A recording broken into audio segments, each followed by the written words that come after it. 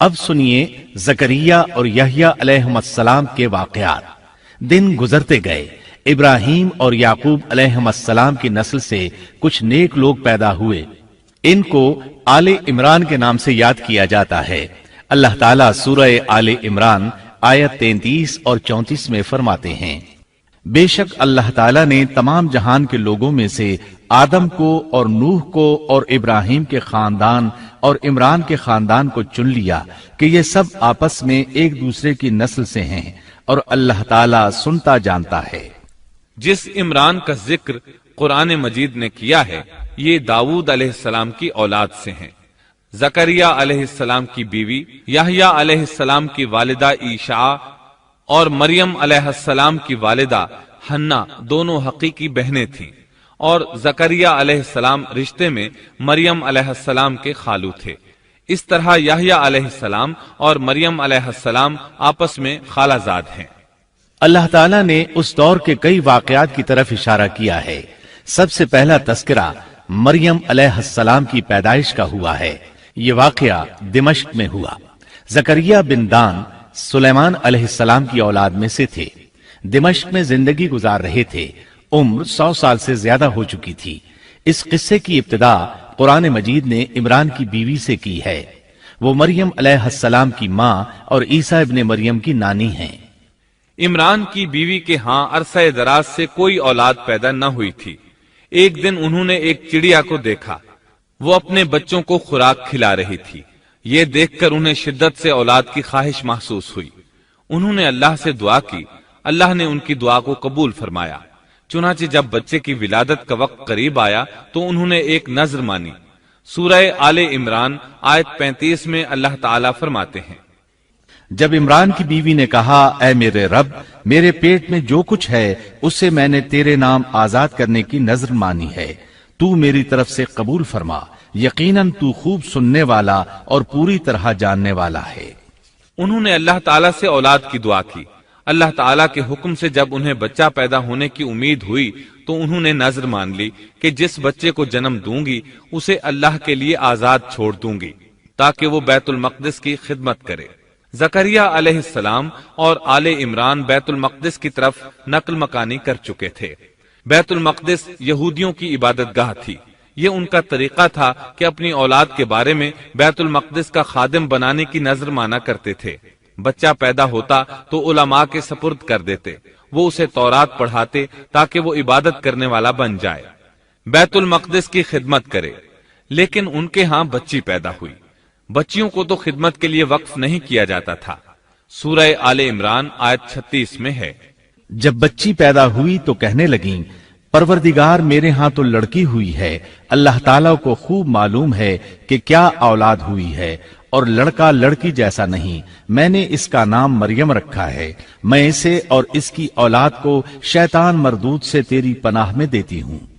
عمران کی بیوی حیرت میں پڑ گئیں کہ انہوں نے تو نذر مان رکھی ہے اور اب لڑکی کو تو بیت المقدس کی خدمت کے لیے وقف نہیں کیا جا سکتا۔ ان کے خاوند عمران بیت المقدس کے عابدوں میں سے تھے۔ بیوی نے ان سے مشورہ کیا، طے ہوا کہ بچی کو ہی خدمت کے لیے وقف کر دیا جائے۔ عمران کی بیوی بچی کو بیت المقدس میں لے آئیں۔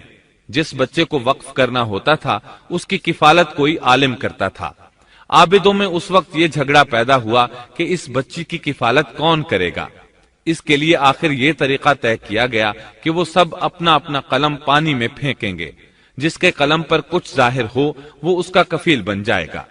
چنانچہ سب نے اپنے قلم پھینک دیے، وہ پانی کے بہاؤ کے ساتھ بہنے لگے، جبکہ زکریا علیہ السلام کا قلم پانی کے بہاؤ کی مخالف سمت بہنے لگا۔ اللہ تعالیٰ سورہ آل عمران آیت 44 میں فرماتے ہیں، تو ان کے پاس نہ تھا جبکہ وہ اپنے قلم ڈال رہے تھے کہ مریم کو ان میں سے کون پالے گا، اور نہ تو ان کے جھگڑے کے وقت ان کے پاس تھا۔ اس طرح زکریا علیہ السلام کفیل قرار پائے۔ مریم علیہ السلام نے بہت اچھی پرورش پائی، وہ بہت تیزی سے پروان چڑھی۔ آپ کا جسم مضبوط اور خوبصورت تھا، بہت نیک اور عبادت گزار تھی، عورتوں میں سب سے زیادہ سچ بولنے والی تھی۔ اللہ تعالیٰ نے انہیں اپنی کرامات سے نواز رکھا تھا۔ اللہ تعالیٰ سورہ آل عمران آیت 37 میں فرماتے ہیں، جب کبھی زکریا ان کے کمرے میں جاتے उनके पास रोजी रखी पाते। वो पूछते, ए मरियम, तेरे पास ये रोजी कहां से आई? वो जवाब देती कि ये अल्लाह के पास से है। बेशक अल्लाह ताला जिसे चाहे बेहिसाब रिस्क देता है। जकरिया अलैहिस्सलाम को जब कहीं जाना होता, वो मरियम अलैहिस्सलाम के कमरे का दरवाजा बंद करके जाते थे। जब वापस आते तो उसके पास रिस्क रखा पाते और वहां गैर मौसमी फल होते। बहुत ताज्जुब करते। मरियम अलैहिस्सलाम उन्हें बताती, ये फल अल्लाह ताला ने आसमान से नाजिल किए हैं। अल्लाह ताला सूरतुल माइदा आयत 75 में फरमाते हैं, और ईसा की वालिदा एक रास्तबाज औरत थी, इसीलिए उनके हाथ पर बहुत सी करामात जाहिर हो रही थी। उनकी फजीलत सूरह आले इमरान आयत 42 में इन अल्फाज में आई है। और जब फरिश्तों ने कहा, ए मरियम, अल्लाह ताला ने तुझे बरगुजीदा कर लिया और तुझे पाक कर दिया और सारे जहान की औरतों में से तेरा इंतखाब कर लिया। सूरतुल माइदा आयत 75 में है। मसीह इब्ने मरियम पैगंबर होने के सिवा और कुछ भी नहीं। इससे पहले भी बहुत से पैगंबर हो चुके हैं। उसकी वालिदा एक रास्तबाज औरत थी। बुखारी, मुस्लिम, तिरमिजी और नसाई की हदीस है, नबी करीम सल्लल्लाहु अलैहि वसल्लम ने फरमाया, अपने जमाने में मरियम अलैहिस्सलाम सबसे अफजल औरत थी और इस उम्मत में खदीजा रज़ियल्लाहु अन्हा सबसे अफजल औरत है। बहुत सी अहादीस में 4 औरतों की फजीलत आई है। नबी सल्लल्लाहु अलैहि वसल्लम ने फरमाया, सारे जहान की औरतों में से 4 औरतें अफजल हैं। मरियम बिनते इमरान, फिरौन की बीवी आसिया, खदीजा बिनते खुवैलिद और फातिमा बिनते मुहम्मद रजी अल्लाह अन्हुन्ना। बस साबित हुआ कि मरियम अलैहिस्सलाम को अल्लाह ताला ने बहुत फजीलत अता फरमाई थी। जकरिया अलैहिस्सलाम ने उनकी फजीलत देखी तो उनके दिल में भी औलाद की ख्वाहिश पैदा हुई। वो उस वक्त तक बे औलाद थे। उम्र 100 साल से जायद थी। बीवी 90 साल की थी। औलाद की शदीद तमन्ना के बायस उन्होंने अल्लाह से दुआ मांगी। सूरह मरियम आयात 1 ता 6 में है।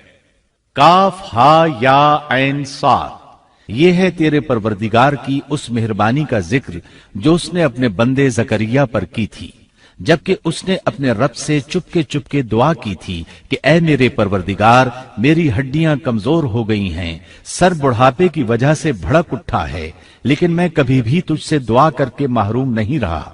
मुझे अपने मरने के बाद अपने कराबत वालों का डर है। मेरी बीवी भी बांझ है। बस तू मुझे अपने पास से वारिस अता फरमा जो मेरा भी वारिस हो और याकूब के खानदान का भी जानशीन हो, और मेरे रब तू उसे मकबूल बंदा बना ले। जकरिया अलैहिस्सलाम अपने दौर में अकेले ही नबी थे। उनके वरासा और रिश्तेदारों में कोई काबिल आदमी नहीं था, इसलिए उन्होंने ये दुआ की। सूरतुल अंबिया आयत 90 में अल्लाह ताला फरमाते हैं, तो हमने उसकी दुआ कबूल फरमाकर उसे यहया अता फरमाया और उनकी बीवी को उनके लिए दुरुस्त कर दिया। मतलब ये कि उनका बांझपन दूर कर दिया। फिर अल्लाह ने उन्हें खुशखबरी सुनाई, ए जकरिया, हम तुझे एक बच्चे की खुशखबरी देते हैं जिसका नाम यहया है। हमने इससे पहले उसका हम नाम किसी को नहीं किया। जकरिया अलैहिस्सलाम ये सुनकर खुश भी हुए और हैरान भी। कहने लगे, ऐ मेरे परवरदिगार, मेरे यहां लड़का कैसे होगा? मेरी बीवी बांझ और मैं खुद बुढ़ापे की इंतहा को पहुंच चुका हूं। अल्लाह ने जवाब में फरमाया, इरशाद हुआ कि वादा इसी तरह हो चुका। तेरे रब ने फरमा दिया है कि मुझ पर यह बिल्कुल आसान है और मैं इससे पहले तुझे भी पैदा कर चुका हूं, हालांकि तू कुछ भी न था। इस पर जकरिया अलैहिस्सलाम ने अर्ज की, कहने लगे, मेरे परवरदिगार, मेरे लिए कोई अलामत मुकर्रर फरमा दे। यानी जकरिया अलैहिस्सलाम ने अर्ज की, मेरे रब, कोई निशानी मुकर्रर फरमा दीजिए कि मेरे यहां बच्चा पैदा होने वाला है, जिससे मैं समझ जाऊं कि यह बच्चा बनी इसराइल पर जाहिर होगा, ताकि बनी इसराइल को भी इसकी फजीलत और अहमियत का इल्म हो जाए। तब अल्लाह ताला ने फरमाया, इरशाद हुआ कि तेरे लिए अलामत यह है कि तू भला चंगा होने के बावजूद 3 रातों तक किसी शख्स से बोल नहीं सकेगा। चुनाचे जब वो वक्त आया और वो किसी से बात करना चाहते तो कर नहीं सकते थे, अलबत्ता अपने जिक्र में सुबह शाम मसरूफ रहते, और ये निशानी थी इस बात की कि उनके यहां बच्चा पैदा होने वाला है। अल्लाह ताला सूरह मरियम आयत 11 में फरमाते हैं, اب زکریا اپنے حجرے سے نکل کر اپنی قوم کے پاس آ کر انہیں اشارہ کرتے ہیں کہ تم صبح و شام اللہ کی تسبیح بیان کرو۔ اللہ تعالیٰ سورہ آل عمران آیت 39 میں فرماتے ہیں، بس فرشتوں نے اسے آواز دی جبکہ وہ حجرے میں کھڑے نماز پڑھ رہے تھے کہ اللہ تعالیٰ تجھے یحییٰ کی یقینی خوشخبری دیتا ہے، جو اللہ تعالیٰ کے کلمے کی تصدیق کرنے والا سردار، ضابط نفس اور نبی ہے نیک لوگوں میں سے۔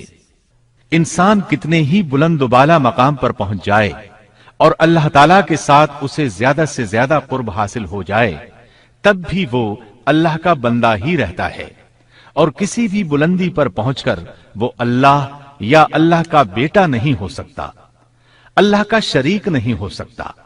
اللہ جل شانہ کی ذات پاک وحدہ لا شریک ہے اور باپ بیٹے کی نسبتوں سے پاک ہے، لہذا انسان کی سب سے بڑی گمراہی یہ ہے کہ وہ جب کسی برگزیدہ انسان سے ایسے امور صادر ہوتے دیکھتا ہے جو عقل میں نہیں آتے تو رعب یا عقیدت کی بنا پر پکار اٹھتا ہے کہ یہ ہستی تو خود اللہ ہے جو انسانی شکل میں آئی ہے، یا اس کا بیٹا ہے، یا اللہ تعالی کی شریک ہے۔